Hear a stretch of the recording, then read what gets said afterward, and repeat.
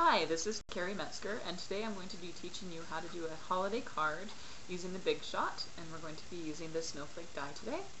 I'll start by showing you how to get, I don't know if you can see this, but there's a neat effect that we've done on the snowflakes themselves. We actually have a little bit of silver embossing happening, so I'll show you how I did that. We'll put this aside for a sec.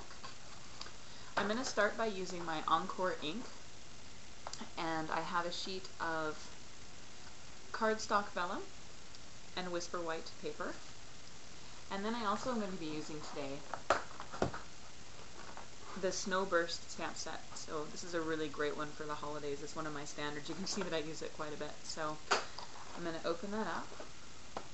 I also have handy my embossing buddy, my sterling silver. Actually, this is now a silver, I believe, in the newer catalogs, but I've been using this for a lot of years. This is my silver embossing powder. Brush just to catch any strays that come out, and then my, of course, powder pal as well. Now I actually do go ahead and use my embossing buddy on my powder pal. I find that it helps to kind of knock the glitter off afterwards, or embossing powder, whichever I'm using.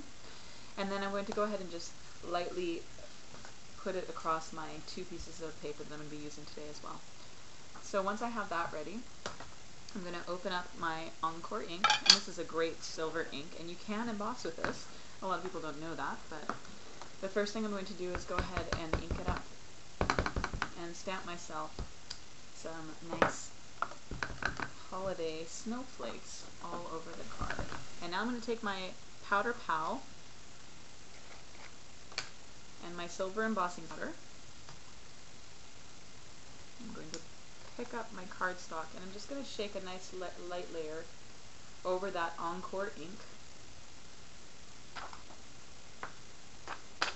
I'm just going to tap it off. And if there's any spots that you miss that maybe has some extra powder, you can brush them off like this. There we go. And then put that aside. And that's my finished piece of cardstock vellum. Okay, I've finished with my cardstock vellum, and now I'm going to repeat the same thing I just did using my whisper white instead. Okay, you can see that now I've finished this with my white whisper white paper, my cardstock, and then I've also finished this with my cardstock vellum. And these are the pieces that I'm later on going to be actually cutting out with my die cut machine with my sizzix Big Shot.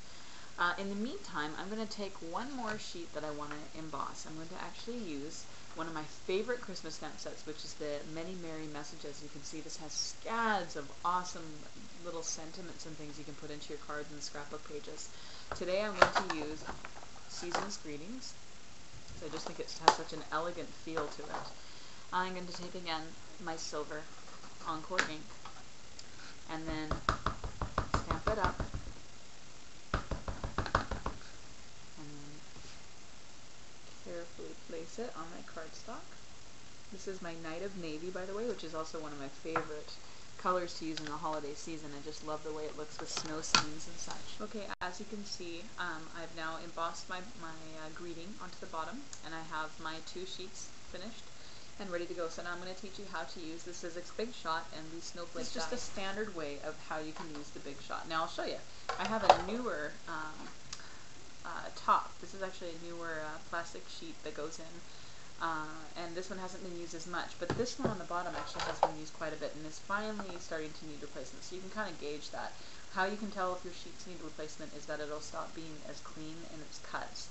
I've already calculated that I've used mine thousands and thousands of times. Of course, being a demonstrator, I have a lot of people who are using it all the time, so a lot of people on my crop nights use my machine. So I have had to replace mine already once, but as I said, a normal person probably wouldn't have replaced theirs yet. Okay, so the way it works is you're going to start by putting your plastic shim, the plastic sheet, into the bottom of the machine, and then you're going to put your die, your Big Z die, on top, and then whatever side you want your die to be facing, so on your die cut. So on mine, I want my snowflakes to be showing when I'm done. So I'm going to actually put that face down on the die like that, and then I'm going to finish off by putting my plastic like a sandwich on top like that. And then I gently push it. I'll show you one other trick. In the front of this, you'll see that I've actually left a little bit of space, and it seems to feed it through the machine better so you don't get stuck halfway through. I'm going to go ahead and push that into the machine and watch the handle as I do this. You see how the handle moves a little bit? That tells me what direction I'm going to start cranking. And actually, it's a very easy crank. Love that sound. That's the die cutting into the plastic. Love it. Probably another way you can see when it's starting to get too dull is you don't hear that sound anymore. And here is my die cut, and you can actually see that the snowflake is all ready to pop out. So I'll do that one more time with my other one, and then I'll pop my snowflake. Okay, I've now finished punching out these die cuts, which my machine cuts. And I'll put it against the black so you might be able to see it a bit better. You can see that it's nice and detailed. And you can see the silver embossing, hopefully, on your screen as well, of where we did all that embossing up front.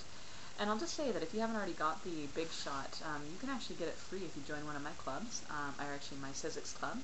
And if you're interested about how to do that, you can go to my blog and visit the club section. Okay, it's time for me to now put my snowflake together. The first thing I do, and I'll tell you, you can actually use the poker tool that comes with the Crafter's Toolkit in the catalog. I can also use my paper snips, which I would never be without. I even have my little ribbon showing them people that they're mine, don't take them away. You can actually use these as a bit of a drill, so that's how I'm going to do it today. Just go right into the center of your snowflake and drill yourself a little hole. Like that. This is just kind of the workaround if you don't actually have the Crafter's Toolkit.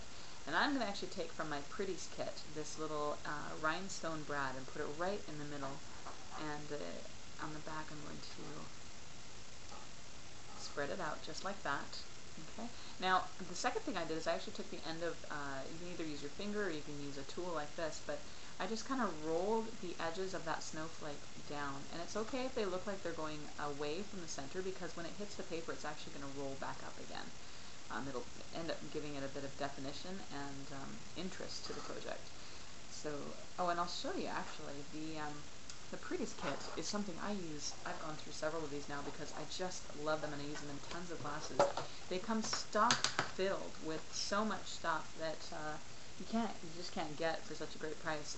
It's got tons and tons of flowers that you can see there for when spring comes, and I can't wait to get into those a bit more. It's got these great pearls, which are fantastic to use for making Christmas decorations and ornaments, which I'll do another tutorial on pretty soon, as well as great little bling and things like brads and hat pins that you can use. So, I mean, it's stock full. You can't do better on this. So that's what that is. That's the Pretties kit. Okay, so back to my project here. So I'm going to finish up with just rolling this over. And when I'm finished, I'm going to place where I want it on my paper. And then there's two ways you can do this. You can use a pop-up glue dot if you want to place it that way. Or you can kind of mark where you want it to go, and then do the same technique of drilling yourself a hole. And then go to the back of your snowflake, peel that brad back up again, and then go right back through that cardstock. And then attach it. So this kind of shows you why it's kind of important to put your card together ahead of time before you actually place it onto the white background. So as soon as I'm happy with that, I'm going to come back with my white ribbon, and I'm going to teach you a bit of a trick here. If you're not great at tying bows or knots, just cut yourself off a little piece of this.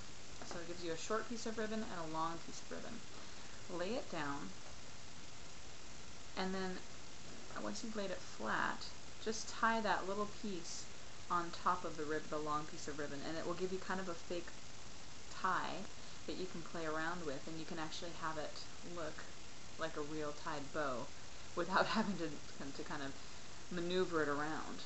It's one of my favorite ways to use very much of this stuff, because you only need a dab, and if you use too much, then it's going to wrinkle your paper. You just need a tiny little bit of it. So you put that out there, pop it onto your card, just like that. And as I said, you have to work pretty quickly on this part just to make sure that it gets in the right spot before it sets up. And I'll tell you, one of the things that'll make your cards outstanding is if you take a little bit of extra effort here and make sure that your edges are perfect all the way around, so that'll actually make your card look a lot more finished. And that is your holiday snowflake card. This is an advanced level card. I hope that you enjoyed making it today, and if you have any questions, go ahead and